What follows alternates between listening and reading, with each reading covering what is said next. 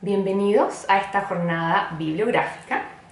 Hoy vamos a revisar este libro,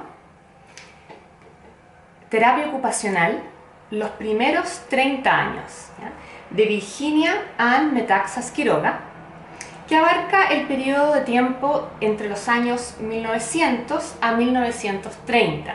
Este libro fue publicado por la AOTA, ¿ya?, la Asociación Americana de Terapia Ocupacional, en 1995.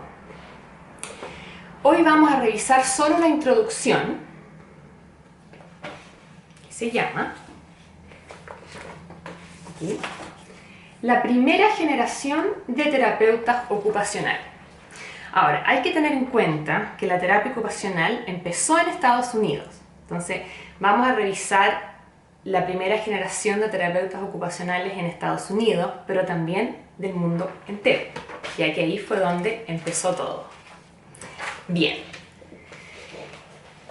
El capítulo empieza con 3 definiciones que se le dio a la terapia ocupacional, ¿ya?, en aquellos tiempos, ¿ya?, en aquellos inicios de esta profesión.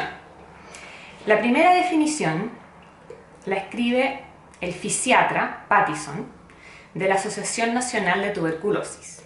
Y él dice: la terapia ocupacional se define como toda actividad mental o física definitivamente prescrita y guiada para el particular propósito de contribuir y apurar procesos de recuperación de enfermedades o lesiones. La segunda definición la escribe la terapeuta ocupacional Eleanor Clark Slagle, ¿ya?, del Departamento de Salud Mental en Nueva York. Hay que tener en cuenta que Eleanor Clark fue una de las fundadoras precisamente de esta carrera. Ella dice: la terapia ocupacional es la actividad dirigida que difiere de cualquier otra forma de terapia en que se le va entregando al paciente en dosis que van incrementando a medida que el paciente mejora. Aquí quiero destacar en estas 2 definiciones que no es cualquier actividad, ¿ya?, sino que ambos están destacando justamente que es una actividad cuidadosamente seleccionada, ¿ya?, como dice Pattison, definitivamente prescrita. Entonces, esta actividad para este paciente. Y no solamente se selecciona la actividad, sino que también se guía. Es una manera específica en que esa actividad se tiene que realizar. Pattison habla de una actividad guiada y Eleanor Clark habla además de las dosis. Entonces aquí está incorporando un concepto de dosis de actividad. ¿Okay? Y la última definición que se incorpora aquí la escribe también un fisiatra de Estados Unidos, Herbert James Hall, que dice: la terapia ocupacional es la ciencia del trabajo organizado para minusválidos. Aquí también menciona la palabra organización, es decir, que hay una manera específica en realizar esta actividad, pero él no habla de actividad. Aquí él incorpora ahora el nuevo concepto de trabajo. Ahora, lo que entendemos por trabajo es que es una actividad que tiene un propósito, porque eso significa trabajo, que hay un propósito detrás de lo que estoy haciendo. Bien, vamos revisando entonces qué sale en este capítulo. Dice: desde que la profesión de la salud, terapia ocupacional, emergió en los años 1910 en Estados Unidos, ha tenido que explicarse a sí misma, al mundo de la medicina y al público. La palabra terapia pareciera que se comprende fácilmente. La mayoría más o menos concuerda que la terapia es un tipo de tratamiento para un desorden físico o mental. La palabra ocupacional ha sido la problemática. Durante los 1910, muchos interpretaron esta palabra ocupacional como indicando un aspecto vocacional.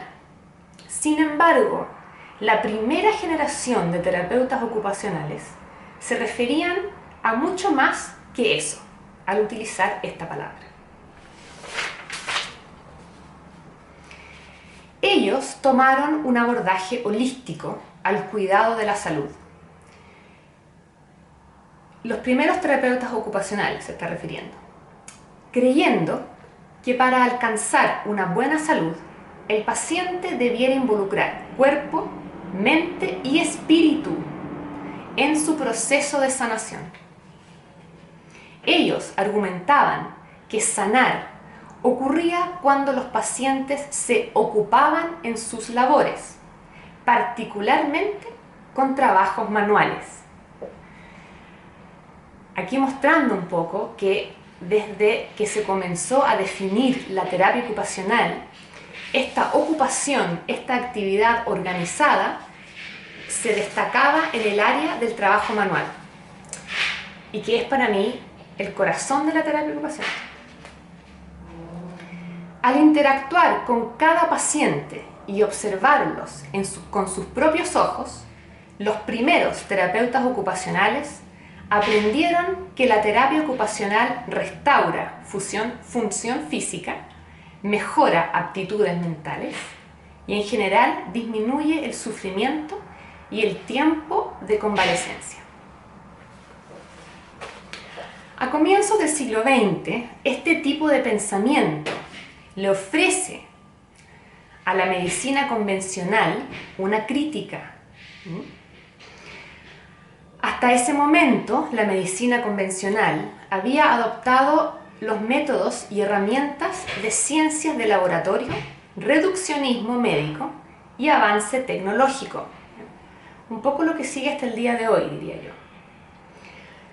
Los terapeutas ocupacionales y algunos fisiatras que los apoyaban desafiaban a los líderes de la medicina convencional, la cual también se hacía llamar la medicina científica.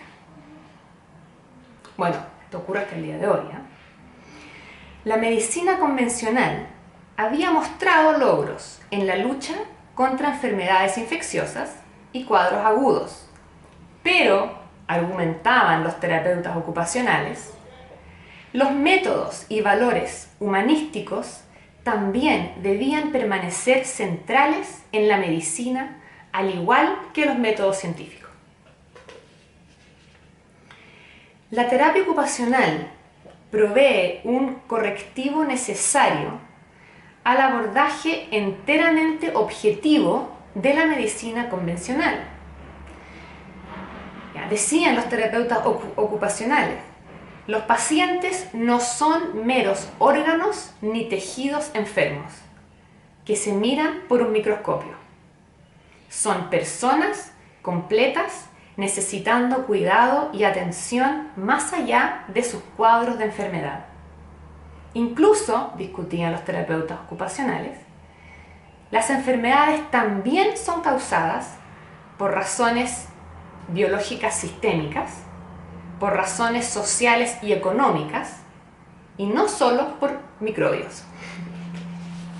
Me encanta. Seguimos.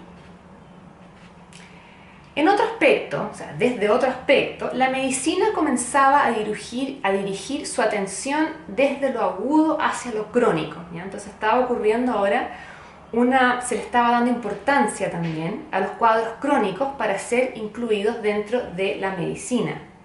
¿Ya? Entonces nuevas especialidades médicas estaban comenzando a proliferar para atender a estos cuadros crónicos, como por ejemplo los cuadros psiquiátricos, la tuberculosis, que estuvo muy de moda en esa época, los cuadros cardiovasculares, ¿ya? Y otras enfermedades degenerativas. Por lo tanto, la terapia ocupacional emergía también como una profesión nueva para proveer justamente servicios en estas áreas de cuadros crónicos, ¿ya? Entonces, a suplir también esa necesidad. A medida que la terapia ocupacional creaba su identidad, ¿ya? Y sus límites profesionales, tejió, esto dice literalmente en el libro, tejió los hilos de sus telas, desde una variedad de disciplinas y movimientos sociales, Aquí destacando la importancia de la causa social, ¿ya?, para el surgimiento de esta profesión. Y creo que por eso uno de los aspectos que nos destacamos como terapeutas ocupacionales es lo mucho que nos importan las causas sociales, sobre todo de los grupos minoritarios. Se incluyeron principios y prácticas desde disciplinas como la enfermería, la docencia, la rehabilitación, la psiquiatría, las artes manuales y también procesos de autodesarrollo, trabajo social, etc. Y todo esto fue enriqueciendo la identidad y el quehacer del terapeuta ocupacional.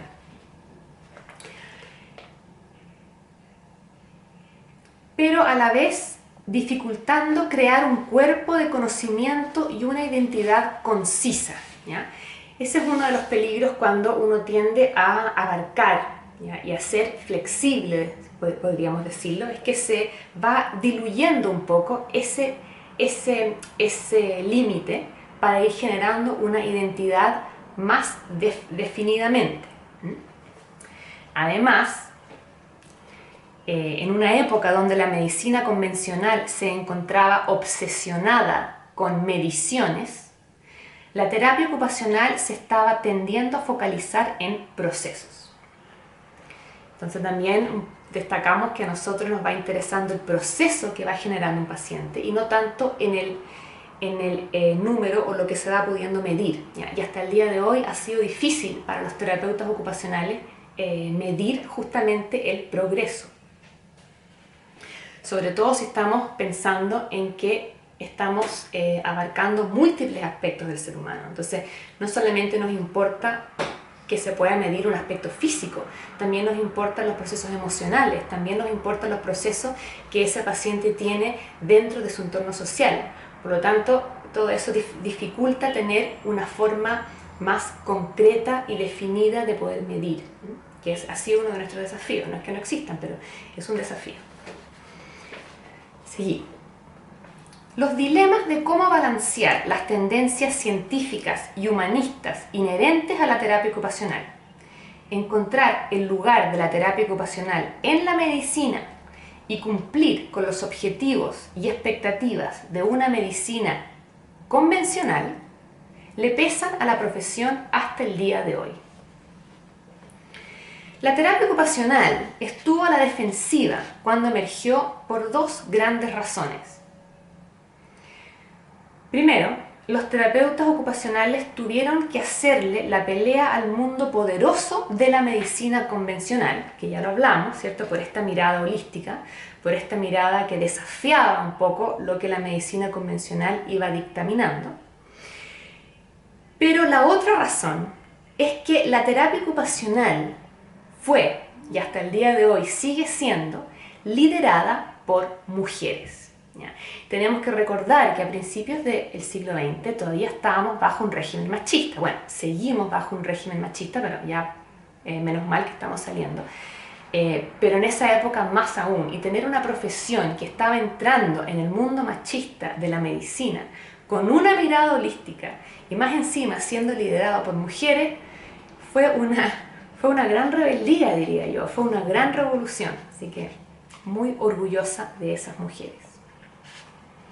Dice, no solo desafiaban las corrientes de pensamiento de la medicina convencional, ¿cierto?, con esta mirada holística y humanista, sino además desafiaban los constructos sociales de género. En esa época, las mujeres que entraban al mundo de la salud generalmente entraban como asistentes a un médico hombre, digamos, entonces esto como enfermera, qué sé yo, ¿ya? Pero no entraban como profesionales autónomos, ¿okay? En los comienzos, por esa barrera social de discriminación de género, los hombres que apoyaban la terapia ocupacional fueron claves para ir abriendo paso en labores administrativas y así formando escuelas para los terapeutas ocupacionales, a lo que llevó finalmente la formación de la AOTA. ¿Ya? La Asociación Americana de Terapia Ocupacional se fundó el año 1917.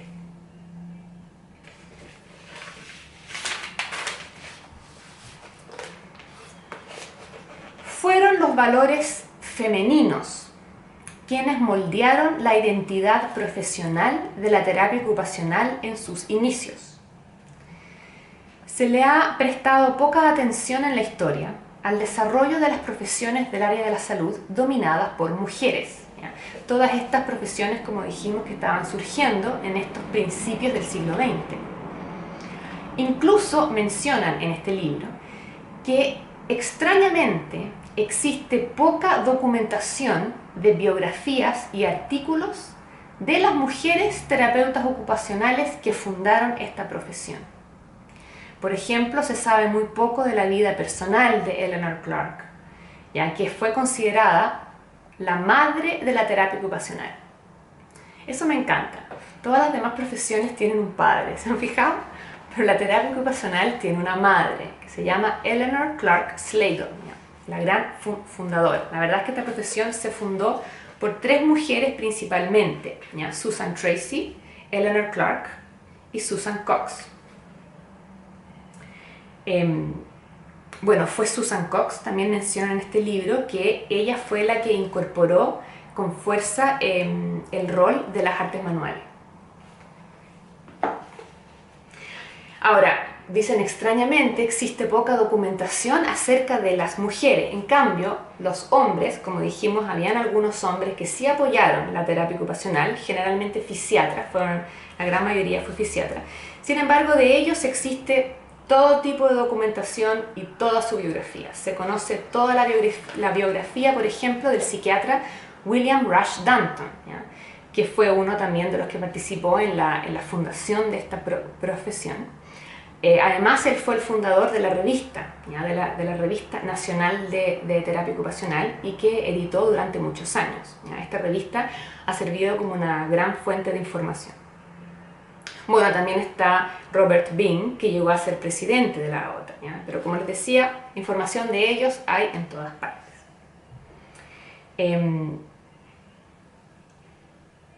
Hay una foto aquí en este libro, se las voy a mostrar. Esta foto es del 1918, ¿ya? De los terapeutas ocupacionales post-guerra mundial. Pues ahí salen todas ellas. Toda una profesión liderada por mujeres. Son mujeres intentando integrar sus valores como mujer, digamos, sus valores femeninos dentro de una ideología de una medicina más machista. Bien, sigamos. Bueno, el capítulo termina ya con una breve contextualización, ya con una mirada histórica a los diferentes tratamientos que ya existían, que se llaman tratamiento en base a actividades, ya los que existían antes del siglo XX. Entonces, un fisiatra, Sidney Licht, habla de una de las primeras evidencias de este tratamiento en base a actividades que se puede encontrar en la época antigua, donde el tratamiento que se le daba a personas llamadas dementes, más en el área de la mente. Dice, 100 años antes de Cristo, o sea, 100 años antes de Cristo, ya se estaban utilizando las actividades como tratamiento. El fisiatra griego Asclepiades comenzó a tratar a pacientes con enfermedades mentales usando actividades que incluían baños terapéuticos, masajes, ejercicios físicos y música. Al hacer esto, desafió los abordajes terapéuticos más comunes, que también se llamaban abordajes somáticos, establecidos por Hipócrates. Ya, recordemos que de Hipócrates se habla mucho. De hecho, de él se dice que Hipócrates fue el padre de la medicina. Interesantemente, de Asclepiades no se habla nada. Ya, Hipócrates, que él fue el que estableció este abordaje somático, empleaba métodos severos como sangriamientos, generar vómitos y purgas para liberar a sus pacientes de los espíritus malignos que le estaba generando su enfermedad. Bueno, Un siglo más tarde, el romano Celsus rechazó estas prácticas somáticas, dándole importancia a la música, a los viajes, a las conversaciones, a la luz y al ejercicio físico para sus pacientes con desórdenes mentales.